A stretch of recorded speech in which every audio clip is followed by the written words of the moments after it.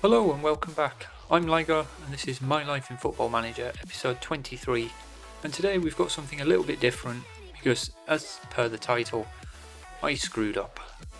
And as you can see, we're actually at the end of the season, and I've recorded 4-5 videos between the last video you saw and this one, but when I'd recorded them, what had happened was I'd not checked my settings on OBS and the screen had captured a different resolution, so if I'd have uploaded the videos, you'd have only seen half of what was going on screen. So instead, what I plan on doing is just doing a big catch up on this episode, and then we'll pick up as we left off in the next episode. Now, thankfully, with the help of some notes, I've managed to put something together that I think are the key parts throughout the season. So let's start off with the transfers. There was a couple after the transfer episode. We brought in Chris Adams, who came in over the summer. He left very shortly after and went on to Glentoran. He was on a non-contract, so it was free to be picked up. So to replace him, we brought in Brandon Barzy, who didn't have a bad season. He was a good backup, was able to play either fullback. And then partway through the season, we started struggling for goals. So we brought Mel Roper in from West Brom on loan. And as you can see, a big chunk of the wages went to him. Fortunately, he was fairly versatile, and having a decent start to settling in, I thought he was going to be a massive hit. He scored 5 goals in 6 games to kick off his spell with us, and then everything kind of dried up. And as you can see, it wasn't a total disaster. He chipped in with 7 goals and 3 assists overall, and a few decent appearances in competitions, so maybe not a complete bust, but wasn't what I was hoping for.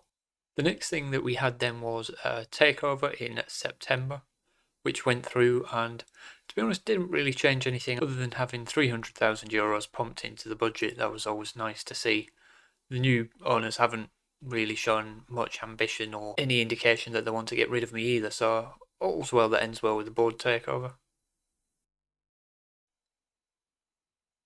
So if I come to the schedule now, we left off last time with a victory over Yeovil, and for the most part, apart from a defeat to Hartlepool, it was a good start to the season. I know what you're thinking, yet again another defeat to Hartlepool. Is our luck going to ever change? Bear that in mind as we get further down in the season. The form was good, as you can see, a couple of draws, 1 loss to Boreham Wood. We even went on a couple of cup runs as well. We beat Bradford in the FA Cup 4th qualifying round, and then we're very fortunate to get Sutton and Gloucester in the next 2 rounds, which lined up a massive tie against Birmingham in the 3rd round, which we lost 3-2, but if I just come into this now, you can see it was a very close run game. We ran them close. We had huge expected goal difference advantage to them, and it took them a 94th minute winner when we thought we got level with an 89th minute penalty. So there was a few broken hearts, but all in all, we had a good FA Cup run. Could be very proud of that. And then after the FA Cup run, we had more good form, and then a little bit of a late Christmas present. As you can see, 31st of December, we played Hartlepool away and we beat them 2-0. So we got some sweet revenge there. And if that's not worth a thumbs up down below, I don't know what is.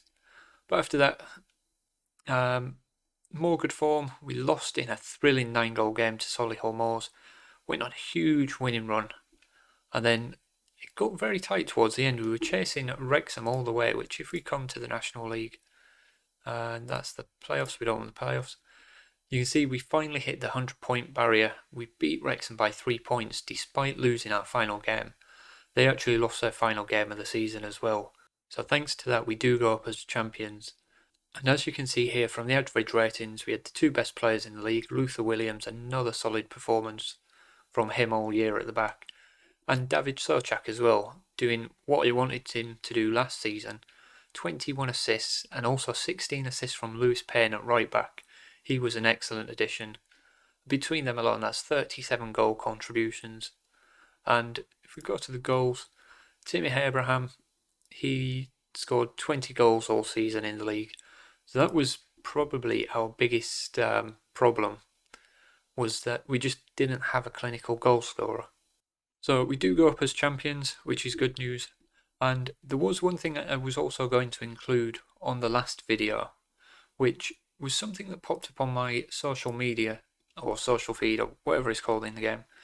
And that was Sunderland had hired a new manager after sacking, I don't know who it was now, Robbie Fowler, and Thomas Frank had come in, and he's not really endearing himself to the fans.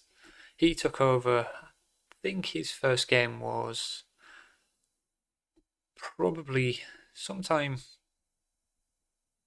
no, that's too early in the season, sometime after Christmas, and he got a few wins and a few draws, and around March time he actually looked like he was going to be doing well, but as you can see, drew with Plymouth and then 3 straight defeats, and they've got to go to Ipswich on the final day, and currently his job isn't exactly secure, so it's one that I'm keeping an eye on. I'm not actively looking to jump ship, but should a big job come up that would interest me, something like a Sunderland, League One, plenty of budget, huge club, I think it'd be something that I would apply for.